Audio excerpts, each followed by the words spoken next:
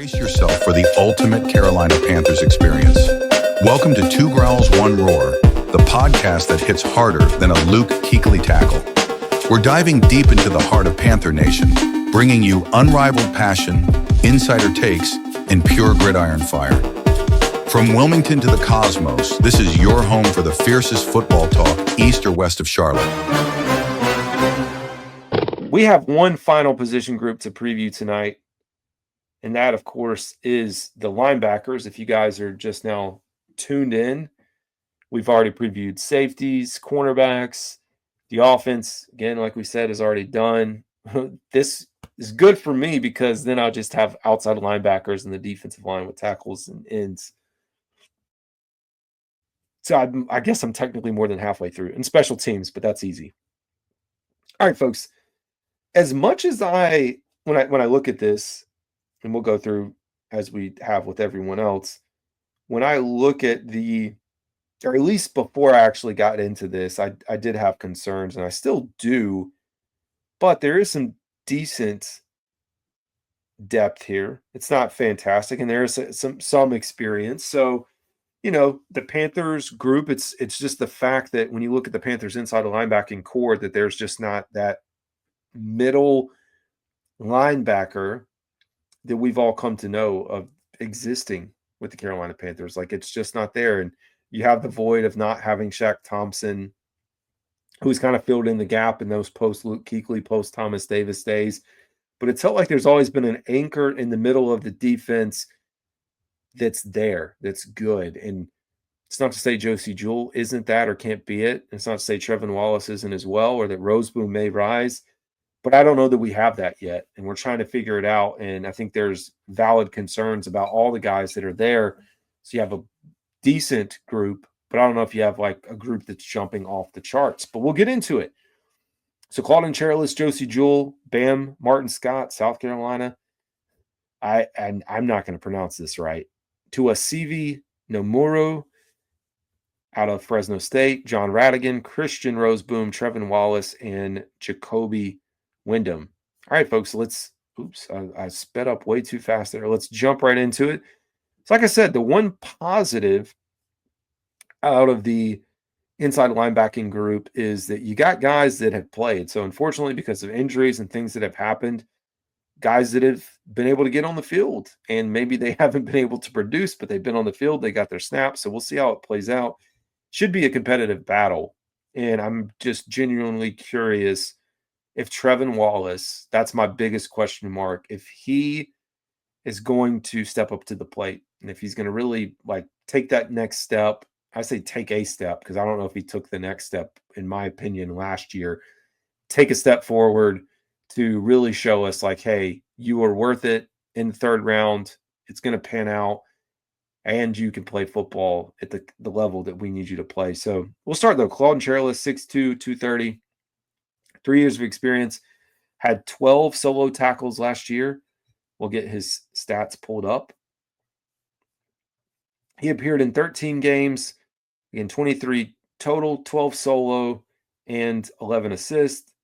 Previously, and appeared in 6 games in 2023. So again, this was more of a virtue of players going down, injuries, Trevin hurt, Josey hurt, and I think even guys behind them getting hurt.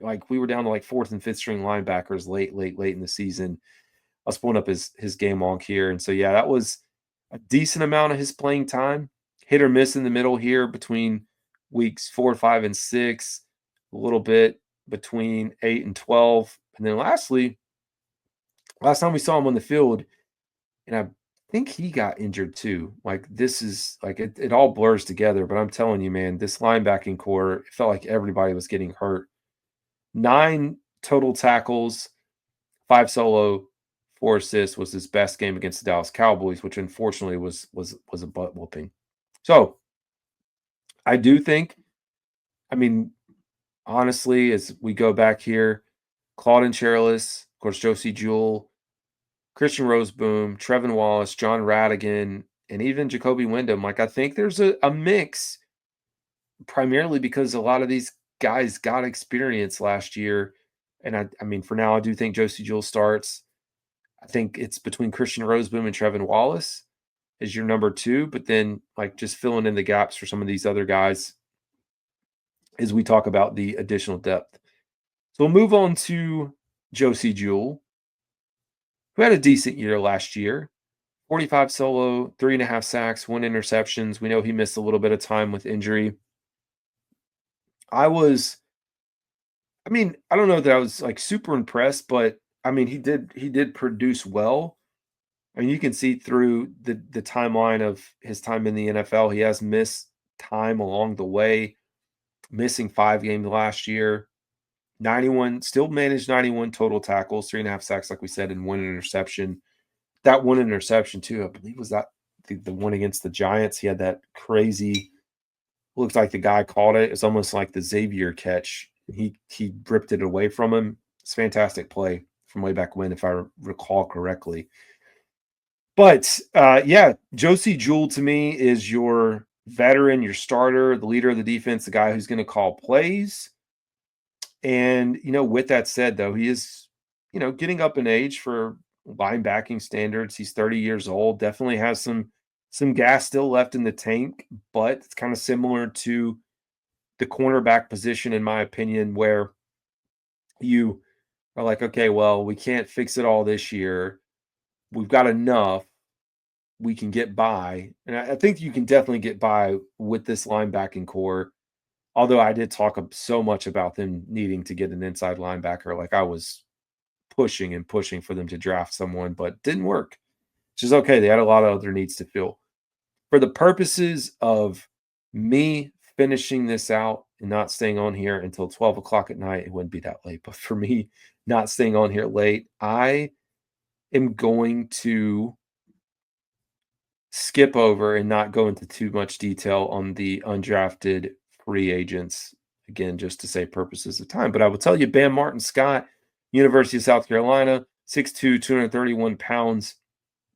I'm excited to see him, of course, as someone that partially pulls for the Gamecocks. I can't wait to see him in camp. I do think he's got a good shot. I mean, as a practice squad player, like I'm not pushing for him to make the 53, but I'm excited to see what he looks like. As we said, Tuasivi Nomuru, linebacker, 6'1", 221 pounds, another undrafted free agent rookie. So although the Panthers, like you look at some of the position groups, safety, they brought in a lot of undrafted free agents. They bring in a few for the linebacking core. So I think there was still a desire to add some depth and just see, like maybe you can find something with some of the pieces that you have here. Now, John Radigan. We'll get John Radigan pulled up here. Talk through him a little bit. Not a lot of production last season. 6 foot, 236 pounds out of Army. 5 years of experience. Had 5 solo tackles last year. We'll get his career stat pulled up. So last year he appeared in 16 games, getting 5 total tackles. Before that, like he's hasn't played a lot throughout his time. First 3 years in the league with Seattle, appeared in 17 games back in 23 with 13 total tackles. That was his best season. So I do think like when we're starting to stack the pieces up and like who's who, what's what, he is one that's going to be competing, but probably there's a chance as you start talking about the linebacking room, and we again get into number crunching, if we keep 4 or possibly 5, that he's on the backside of that piece. Because I think in general we'd say Trevin Wallace, Christian Rozeboom, and Josey Jewell are there, which would leave John Radican, Wyndham, and Claude Cherelus probably competing for your final 2 spots or 1 spot, depending again on how many they decide to keep for the final 53. So Christian Rozeboom is a signing that I'm excited about, only because I think there's something there to where he can push Trevon Wallace. I mean, we've heard Dave Canales talk all about, and Dan Morgan talking about adding competition to every position, pressuring these guys, seeing how they perform, what do they look like. And I think this is one of those situations Christian Rozeboom, last season, 59 solo tackles, 1 sack, 1 interception. More of a rotational piece, and man, this guy had production. Like if you go back and look, 123 tackles with the Rams back in but last season, 59 solos, 64 assists, 1 sack, 4 pass deflections, 1 interception, 23 decent pickup there as well, 70 total tackles, 40 solo, 30 assists. So when I think about where Christian Rozeboom stacks up, I think he is brought in to compete with Trevon Wallace. Now, to the flip side, it could be he's brought in to compete with Josey Jewell, but I don't think that's the case. I think this is between Rozeboom and Wallace for that starting nod. And some people say, well, I think, Wallace should get it and Rozeboom's more of the rotational. We're going to see, man. We're going to see how this thing ends up playing out. But I think Rozeboom, at least from a production standpoint, has a lot from the past season there with the Los Angeles Rams. And so I think it's a good opportunity to put Trevon Wallace to the fire and see if he can put up. Now, we're going to get into Trevon Wallace in a second. Actually, yeah, he is the very next player, which is perfect. So we're going to pull up Trevon Wallace here and talk a little bit about him. So I think there's a few things at play when you talk about Trevon Wallace. So I think one of the things is, when we talk a lot about drafted talent players, they can never control where they're drafted. So whether you feel like the Panthers picked him at the right spot in the 3rd round, I don't know. Maybe you had someone else in mind, because I know at the time a lot of folks did. But to me, when I think about the Panthers plan the last or 2 offseason goes, whatever it is, last year around this time, it was probably, hey, Trevon Wallace is going to be a good rotational piece that can learn behind Shaq Thompson and Josey Jewell. I don't think anyone would have anticipated or expected Shaq Thompson to get injured and then forcing Trevon Wallace in there, and then also at some point for having Josey Jewell out and Trevon Wallace like having to call the plays and do all that. I don't think that was the plan. Like I think they probably wanted to slow play this and slow roll it and get him integrated. And then maybe this year or even next year kind of take a step forward. But unfortunately, that's not how the NFL works. Injuries happen. You can't control what's in front of you. So he's thrown to the fire.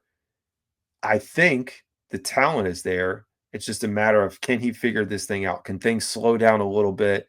If he is going to be calling the plays, if he is going to have the green dot on the defensive side of the ball, we just have high expectations as Panthers fans for those guys that play linebacker.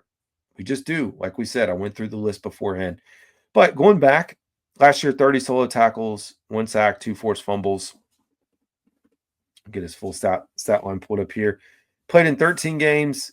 Injury piece of this could be a concern if you're a fan as well. I mean, that's the thing about the linebacking group, the inside linebacking group. Guys missed time between Josey Jewell and Trevin. Of course, Shaq got hurt, but like injuries killed this defense last year. And at least for I guess the upside is that you did get a bunch of guys with experience along the way, but still a lot to be desired. So for me, going into this year, I do think like as we talked a lot about the safety position battle, we talked about the cornerback position battle and some of the depth pieces. Inside linebacker is another one. I mean, there's to me, like we've already talked about offense, but you really have the center position, which I don't think it's going to be I think Cade Mays is going to eventually win that. Possibly a backup rotational tight end, and then the wide receiver room. Like those are the ones. Running back too, feel like I can make a case for depth position groups, but true like starting players battling for a position, I think this is the ones that a lot of folks are going to be circling, and at least for me, curious how it plays out. All right, last one on the list, Jacoby Windmon. I'm going to get him pulled up here. 6'2", 250. Last year, he had 12 solo tackles, 1.5 sacks. There was a point last year for the Carolina Panthers. If you were the team sack leader, there was a good chance you're going to get cut or waived. That was quite the sequence. He appeared in 18 games, 19 total tackles, 12 solos, 7 assists, 1.5 sacks, 2 pass deflections. So again, for me, young guy. I think one of the nice things about this, when you talk about where the core of this, like outside of Josey Jewell, relatively young. So Claude Cherelus, only 3 years of experience. If you look at Trevon Wallace, Jacoby Windmon, like chance for the Panthers to figure it out. But that being said, it's like you look at where the Panthers roster is right now on the defensive side. You feel pretty good on the front. I mean, TBD on where I think I check the boxes for outside linebackers right now, but again, we have to see production to really know that that's working. Defensive front, yes. Between your ends and your tackle, like, yep, feel good there.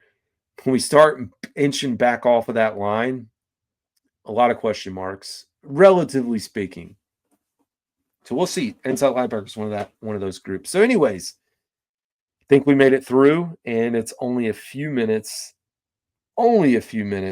after. I'm going to get back into the chat and close this out. Let's get here. Cool.